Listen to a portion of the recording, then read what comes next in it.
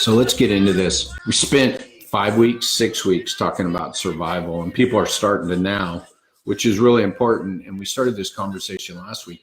We got to start looking at return. It's return time, right? People, I'm working with a couple clinics, and people have been calling clinics anyway. Now people are going to start calling clinics more. So now is the big tell. Now is the time when I think, you know, it's funny, as the title of these talks have turned from how to make $1 today into, okay, how are we going to sustain this? The viewership has gone down, and people are still chasing after that right now solution. And I'm going to tell you right now, after 6 weeks, if you haven't figured out the strategy of what you needed to do during the 6 weeks, and how it applied to coming out the other side, then you're going to have difficulty. And I'm going to be brutally honest with that. Now is not the time to be cordial and polite and tell you it's going to be okay, because it's been 6 fucking weeks. And again, I called this wiser and stronger from the get-go. I called it, you know, what are you going to do now? What are you going to do now to survive out the other side, right? So what are you going to do? It's that time now. We're coming out the other side. People are calling, and you're going to wonder, do I offer telehealth? Do I offer in-clinic? What do I do? And we talked about this from the beginning, right? The Wiser and Stronger community on Tuesday, the very first one was about telehealth. How am I going to get it implemented, and what do I have to do today? And then the second week, we went into retention, right? Which may not seem like the right progression, but it was purposeful. It was all purposeful, because you didn't really need to worry about marketing as much as you needed to learn about how to maintain and hold the people you already had. Because we were seeing a lot of posts, and I was getting a lot of questions about people not converting to telehealth. Then we went to marketing, and that was an awesome talk, because Joey Albatron talked about how we're not selling treatments. We're not selling services, we're selling outcomes, right? So this progression, and that's where you should have been, and that's where you should be now. And I helped someone with ads earlier this week, and they wanted to know about selling telehealth. And I said, what the fuck is telehealth to anybody? The principles of marketing, the principles of sales, the principles of retention haven't changed. That's why at the very beginning, we talked about telehealth and survival. What you needed to do to implement telehealth, what you needed to do to get people on the schedule for it. Well, guess what? Now it's time. We're coming out the other side. And I'm talking about our business. I'm not talking about the virus. I'm not talking about all the other shit. I'm talking about us coming out the other side, in the sense that that phone is going to start ringing. And how are you going to manage this differently than you did before this happened? Because go back and watch the last 4 or 5 Facebook Lives. How we were managing the clinic beforehand may not work now. And if you weren't doing these things that I've been sharing with you, you're going to have a more difficult time. It's that simple. So it's time to start talking about the other side. It's time to start talking about your business today. And how are you going to take what you did over the last 5 weeks and just roll it in? If you feel like it's going to be a lot of work, I'd say, well, you know what? If you've been doing the things for the last 5 weeks, it's not going to be. And that's what the title of today is about. And that's why I said, if you want telehealth to be your go-to, you want to be able to use telehealth beyond, you know, this is what's interesting, is a lot of people don't know what the fuck to do with telehealth now. Why people calling, they say they want to schedule. Do I offer telehealth or not? I'm like, you never offered the service. You never offered the treatment. People I've worked with, people who have followed me, know this is nothing new. And I'm not saying the last 6 weeks wasn't unprecedented. And I'm not saying you didn't have to go into survival mode.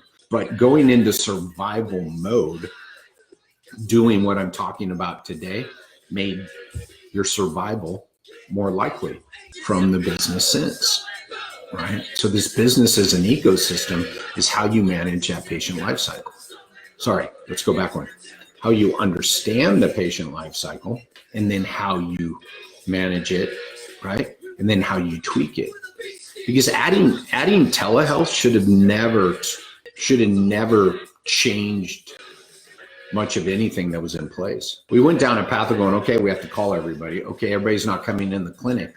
I get that part changed, but how you manage people, the conversations you had with people, how you told them about a service that would help them, that doesn't change.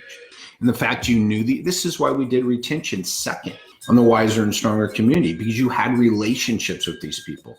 And the key was not to lose them, because there are a lot of people going to lose a lot of clients, customers, patients. They're going to open the doors in the clinic and they're going to start calling people back, and people going, yeah, I'm good. By the way, I retweeted a post last night on Twitter about this. Okay, I'm good. And you're going to go, wait a minute. What about before? That's when you have to hang up the phone and wonder, what was I doing before? What was I selling? What was my message? What was I doing? What was I delivering for this person? So let's talk about how to put all this stuff together that you're doing. And what I would do is go back to last week and the week before and listen to, you were never selling service. You were never selling a treatment. So we talked about retention, selling, marketing, right? So retention is how to manage people and keep them happy. And by keep people, I mean, make sure that they understand the value you deliver. Marketing is finding those people that value what you deliver, which makes your selling process and your retention process easier. So everything you learn during the selling and retention process has to feed into your marketing, because your marketing should make your selling and retention easier. That's your business as an ecosystem. It's understanding. So your business as an ecosystem is understanding all the touch points and interactions of every single step in your patient's life cycle, and understanding that they have an impact and an effect on each other. That's an ecosystem. And if you understand how the first phone call impacts customer arrival and completed plans of care, then you can build out a better selling system. When you understand how who you have calling the office impacts your retention and who you schedule, then you understand your business as an ecosystem. Here's the beauty, as we're all finding out at this day and age, because think about, look at the, have you guys seen the stories of the impact of the stay at home and what it's had on our environmental ecosystem, right? Carbon dioxide levels low, right? Smog low, whatever. All this other stuff has changed so much, right? This is an ecosystem because the factories are producing less people outside in their cars, blah, blah, blah, blah, blah. That's an impact on the ecosystem. And once we come out of this and go back, the ecosystem will again be impacted. This is no different for your business. How you manage the first phone call impacts your ecosystem. When you change the first phone call and you understand the ecosystem and you change your intake phone call, you will see the impact on the ecosystem. Let me give you another example. When you're trying to change your cancel rate and you go to your providers and all your strategies are through your providers and your cancel rate doesn't change, there has been no impact to the ecosystem. When you try to make an impact further downstream, literally and figuratively, in the ecosystem, you will have a smaller change. Not only will you have a smaller change, if any at all, you will have a short-term change. So not understanding the ecosystem of your business is what leads you to say, I need more new patients. When your cancel rate's 15% and your drop-off rate is 20, 30%, you don't need more new patients. That is the biggest tell of not understanding your business as an ecosystem. If you don't know, so the end result is the drop off. The end result is a completed plan of care. So if you don't know that, then you don't know the impact of your ecosystem. You don't know the impact of the steps in your ecosystem. Check this out. I'm going to share this with you. I didn't think I would, but I'm going to share this with you. So my favorite analogy that was in a business book, it was in a business book that talked about the client life cycle to really share the impact of how you had to examine your business. So Zion National Park in Utah opened in 1918. Within a year or so, all the butterflies disappeared.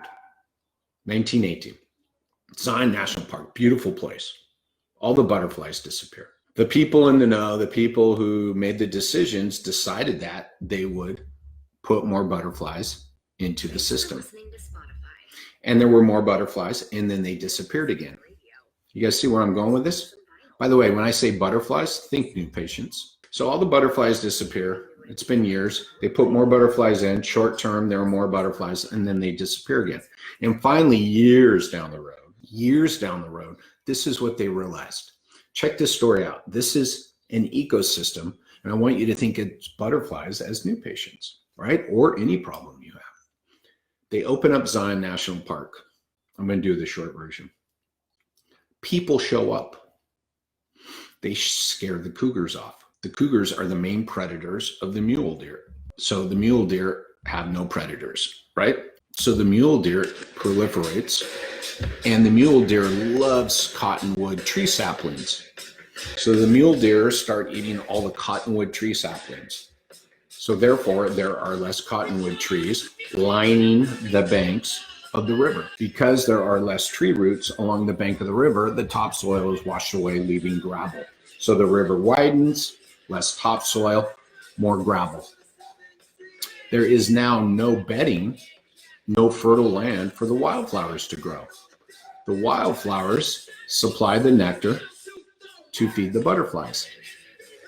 Hence, butterflies are gone. People show up, cougars scared away, mule deer proliferate, eat the cottonwood tree saplings, no roots, the topsoil gets washed away, no wildflower, food for the butterflies, gone. So again, what do we see? We see the end result. No butterflies. Look at that. Let's put more butterflies into the system. Short term, more butterflies. Long term, no solution. That's you trying to solve a cancel problem without understanding the ecosystem of the business. Where do we need to go to solve this problem? Oh, we have a billing problem. Let's go to the billing problem. Or let's go to the billing department. So think about any of those steps. You could shovel topsoil into the riverbanks. It's still going to wash away. You could pump more butterflies into the system, which is what? Which is I need more new patients, right? I'm just going to solve all my problems by pumping more butterflies into the system. So it's always short term. Cancel rate doesn't go down. Drop off doesn't go down, right? That's your business as an ecosystem. That is understanding. That's mapping out your patient life cycle so you can see all the steps of your ecosystem. Then when you want to make a change, hey, we have a billing problem. Okay, let's step back. What's our billing problem? And you look at it from the world of understanding all the steps. You look at all the steps. Okay, we have a problem here, and we know there's all these steps up here. Okay, so let's just keep that in mind. Okay, what's the billing problem? Okay, what is the best solution for this? Well, let's make sure nothing's happening upstream first. Because if we keep trying to solve this problem at the source of the problem, we will burn time, money, and energy not solving the problem. By the way, this is my classic story. If you've listened to my podcast, you've heard this story. I got to where I am today, this understanding of the patient life cycle, by the way, in total reflection, because we had a billing problem that I tried to solve at the billing department. And 8 months later, when we didn't solve it, I coincidentally was working on the new patient phone call. And then 8 months later, I was like, holy shit, we have a communication problem. We don't have a billing problem. And I solved my billing problem by changing the first phone call. 3 months later, my cancel rate had dropped in half. I also realized that we fixed/changed our cancel issue by changing the first phone call. I had no idea that was going to happen, by the way. But because now I understood the touch points, when my cancel rate went down, my first question was, what the hell changed? And I looked at all my providers. I looked at all the stuff at the touch point, right? Because I was going to my providers. That's where I believe cancels, that was the problem. We didn't change anything at the provider. So I kept going upstream. And then finally I went, oh my God, we changed the first phone call. That dropped our cancel rate. That is your business as an ecosystem. So let me go back again. As you head back into this new world, as you head back into this world of managing new phone calls and wondering if you're going to use telehealth at all, you must understand the ecosystem of your business. Once you understand the ecosystem of your business, then you can set up each step, right? The first phone call needs to provide content, needs to provide solutions downstream. You guys have heard me talking about managing and setting expectations. The more expectations you manage and set on the first phone call, then all you have to do in your ecosystem is deliver on those. Your ecosystem thrives on what? Completed plans of care and less drop-offs. What does that thrive on? understanding patients' wants. You guys seeing a theme here? Go back to the last 2 weeks of this Facebook Live. The system, the ecosystem thrives. Give me any metric, give me anything you want to measure, and I'll show you how it ties back to less drop-offs and more completed plans of care. So when you look at the end result, this is the other thing people don't understand is what is the end, what am I looking for? What is the end result in this ecosystem? What keeps the ecosystem thriving and striving? It's patient success. And patient success, part of patient success is a completed plan of care.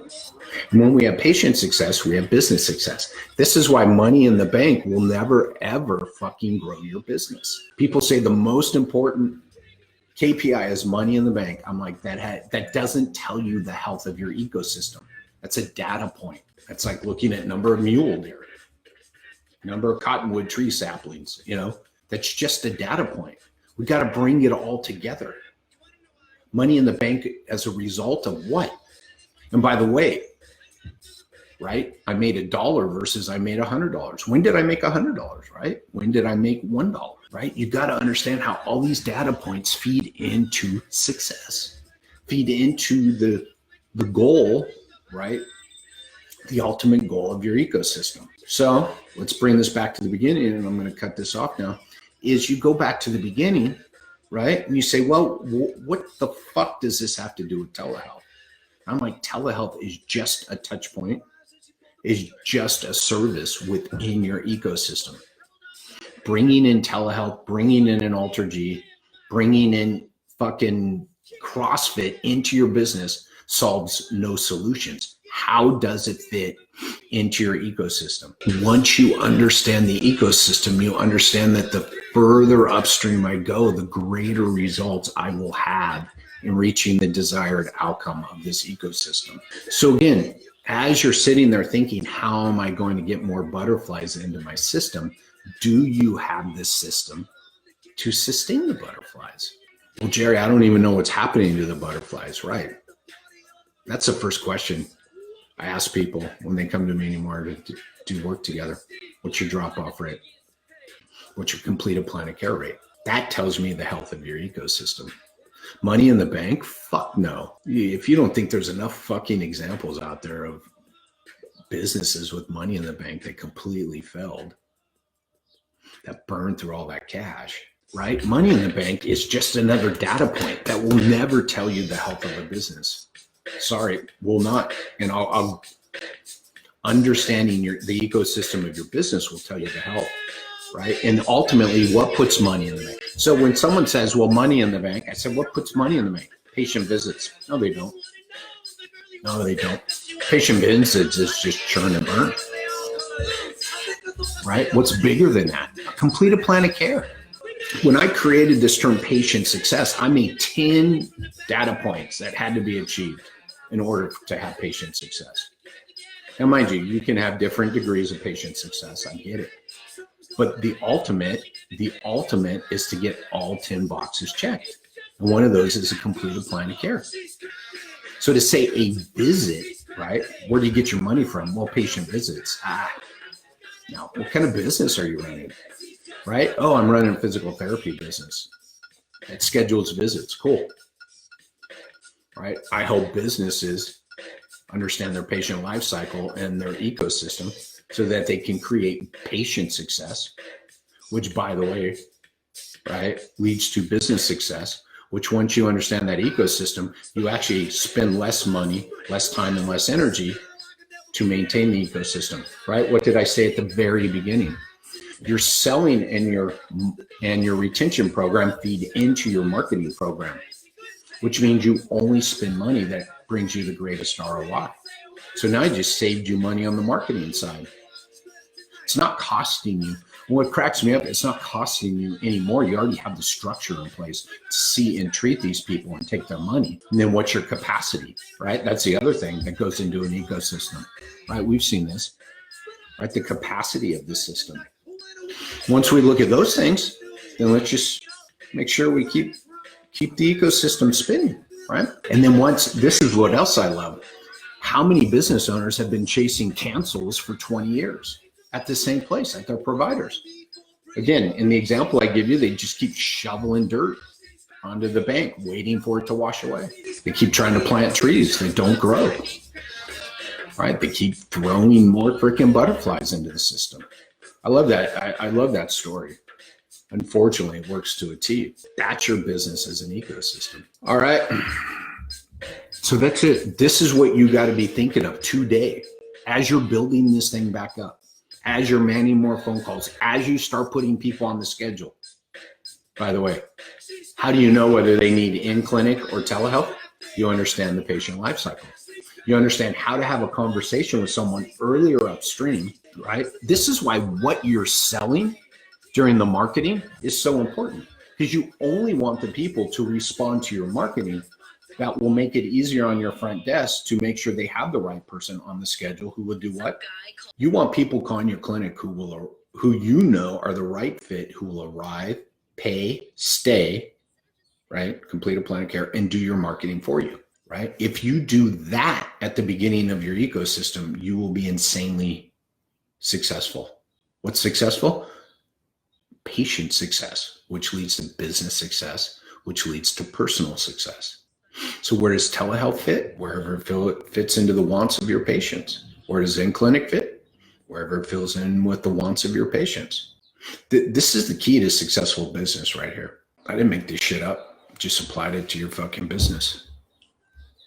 By the way, I'd be stupid to make it up when other people are incredibly successful. You think McDonald's understands the ecosystem of their clients? You think In-N-Out Burger understands the ecosystem of their customers and clients? You think Nike, you think fucking Apple, you think any of these people? Oh, fuck yeah. You think they understand the journey? Fuck yeah. Go to a fucking In-N-Out Burger and tell me they don't understand the journey. You think the fact that when you walk in, you see 3 people in the simple menu, and after you're done ordering, what do you do next? You take a spot where you stare into the kitchen. You think they did that on purpose? You think they understand every interaction and touch point for their customers? So again, there's no reason to make this stuff up. It's just to understand what it's going to take. And again, McDonald's doesn't try to fool anybody into believing they're selling hamburgers, and In-N-Out Burger knows what they're selling. By the way, the other reason In-N-Out Burger wants you staring into their kitchen is you'll quickly realize there are no fucking freezers. And you'll watch them make the fries out of real potatoes. Why does McDonald's keep all their shit covered in the back? You walk into an In-N-Out Burger and the fry thing is up there. You put a potato in, you pull it down, fries come out into a basket and they walk it over. They want you to see all that. So again, back to your business, how are you managing that person at the front end so they understand what they're getting and that they are in the right place?